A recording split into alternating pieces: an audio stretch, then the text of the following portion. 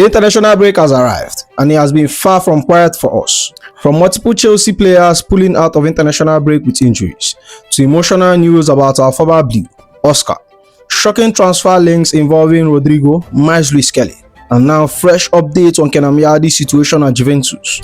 There is a lot happening around the club right now, but before we dive into it, if you are new here, welcome to the channel.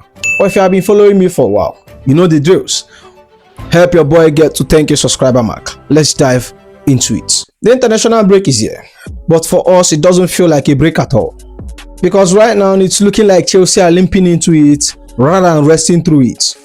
Over the last few days, we have seen multiple players withdraw from international break or being ruled out through injury, and it's painting a worrying picture of how much football this squad has to carry since the beginning of this season. Let's talk about the latest one. According to Football London, Pedro Neto has been withdrawn from Roberto Martinez's Portugal squad ahead of the upcoming World Cup qualifiers against Republic of Ireland and Armenia due to a groin issue.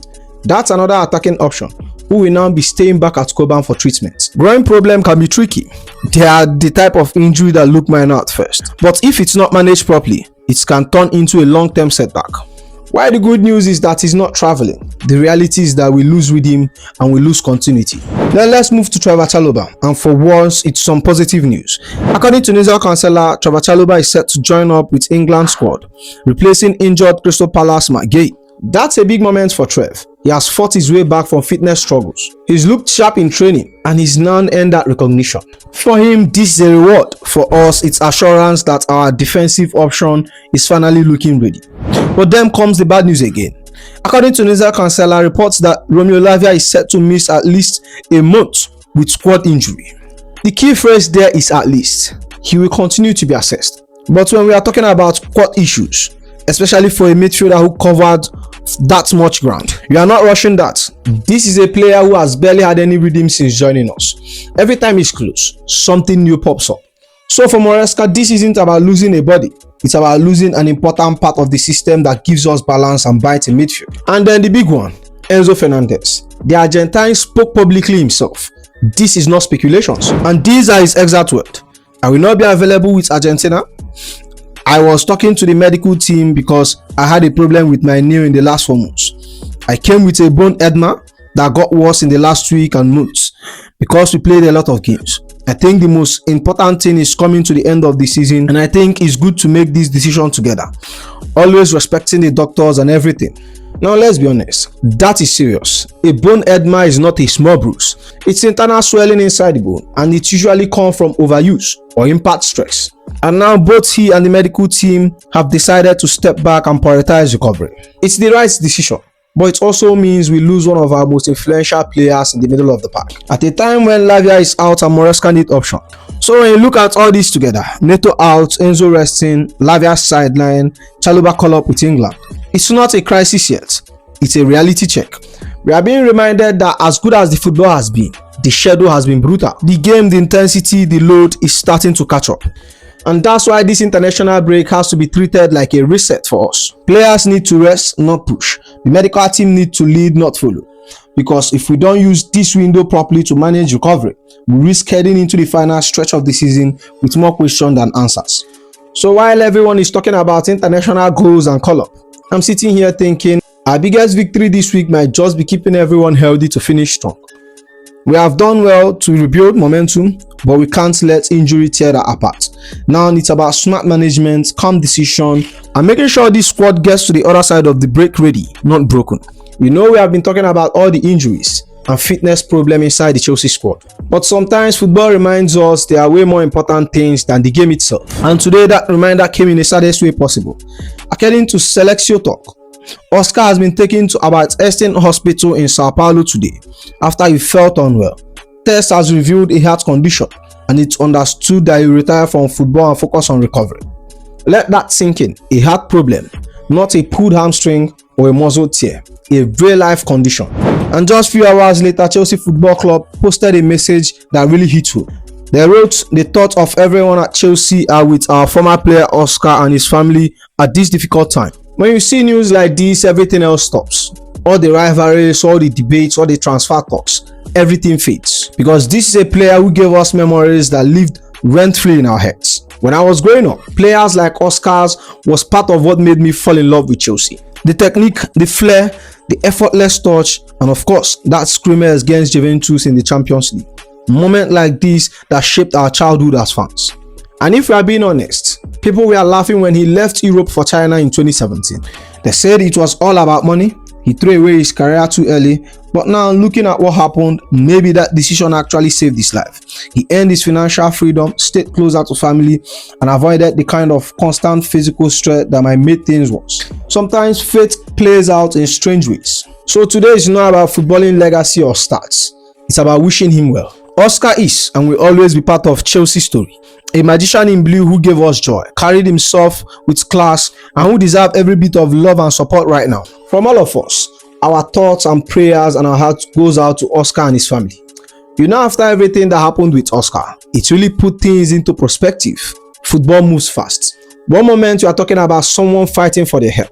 The next, we are back on the chaos of transfer rumors and squad building. And speaking of surprises, the next story caught everyone off guard. According to secret source, Chelsea are currently monitoring the possibility of securing Arsenal's talent Myles Lewis-Skelly as a defensive option, plus midfield. No direct contact between the club at this stage, but the midfielder is on Chelsea's list as they explore potential opportunities. That's an exclusive, and when it dropped, it shocked a lot of Arsenal fans because this is a player that is supposed to be part of their future. Then IndyCar added more weight to the story, reporting that Arsenal will only look at the idea of selling Myles Lewis-Skelly if a substantial fee is received. We understand major clubs around Europe are keeping close eye on the situation. So this isn't just Chelsea sniffing around. It's genuine interest building across Europe. Sky Sports also confirmed that several Premier League clubs are keeping eyes on Myles Lewis-Skelly's situation at Arsenal, with the young star limited to just 7 substitute appearances in the Premier League this season. Arsenal are under no financial pressure to sell, but any potential transfer would count as pure profit under PSR rule, given that Myles Lewis-Skelly is a product of the academy. And add more context, Thomas Tuchel has told Arsenal left back Myles Lewis-Skelly he needs more game time at Arsenal if he wants to make it into the World Cup squad. A number of Premier League squads are monitoring Myles Lewis-Skelly's situation, but Arsenal are not looking to sell any player in January. Now this came as a shock because Lewis-Skelly is someone Arsenal fans really rate highly. He's just a teenager, but he recently extended his contract. Despite that, his minutes has dropped massively. This season, he played only 463 minutes in 12 matches, and in Premier League, just 86 minutes across 7 appearances. That's nowhere near enough for a player of his ceiling. And for someone like me, I have always loved this game. Technically secured, physically sharp, comfortable playing as a defensive midfielder, an inverted fullback, or even higher up in possession. He's the exact kind of profile that fits what Enzo wants. Someone who can press, drop between the line, and recycle the ball quickly. From a Chelsea point of view, these potential moves make sense. We have seen Maresca prioritize versatility, players who can play in multiple zones and understand rotation. Myles Lewis-Skelly fits that mold perfectly. He's young, Premier League ready, and most importantly homegrown, which helps us massively under PSR. So when you think about the future of our midfield, with players like Lavia dealing with injuries and Enzo managing his fitness, keeping an eye on someone like Myles Lewis-Skelly isn't crazy. It's forward thinking. But for Arsenal, it's worrying because once a young player starts getting restless over minutes, especially one who has already proven he can play in top flight, you risk losing him. And if Chelsea are genuinely monitoring, you know the project you are building can tempt him.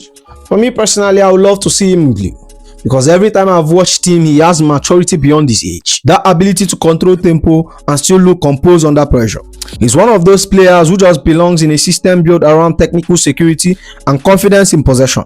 So yes, this is still a developing story, but don't underestimate it. It might look like just another rumor, but it's the kind of move that makes total sense for us long term. And if there is any chance Arsenal hesitates, we'll be ready to pounce. Speaking of Myles Lewis-Skelly, another name have surprisingly entered the conversation, and this one is huge. IndyCar dropped the bomb.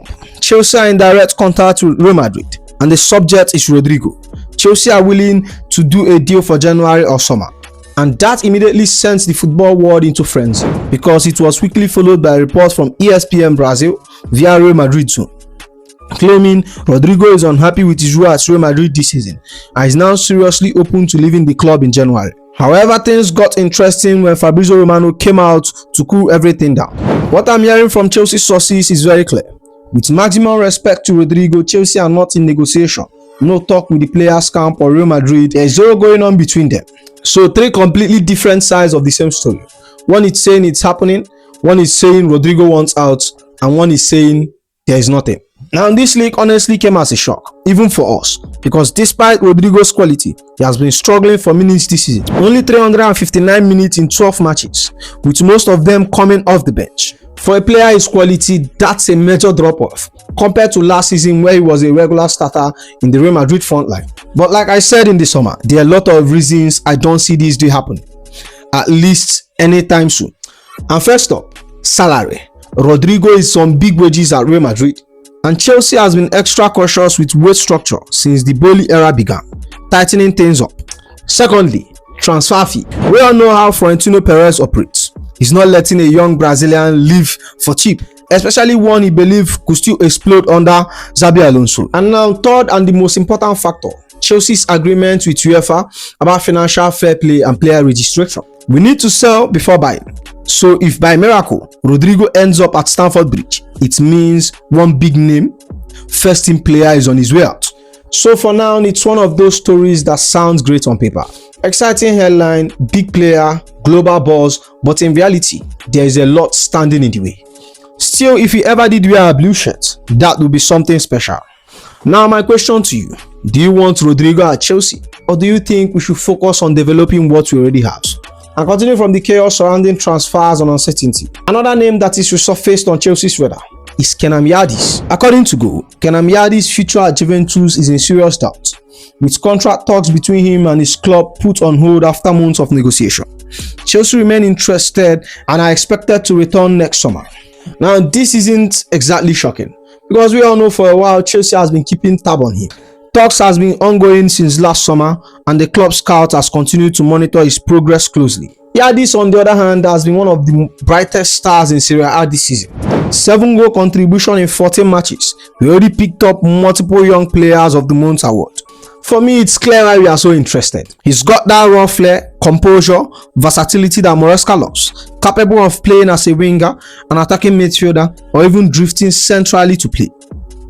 He's intelligent, technically clean, fearless on 1v1 situation, and the kind of player who could elevate our attack if developed properly. But again, we have to be realistic. Juventus sees him as their next big star, and any move would likely cause serious fee.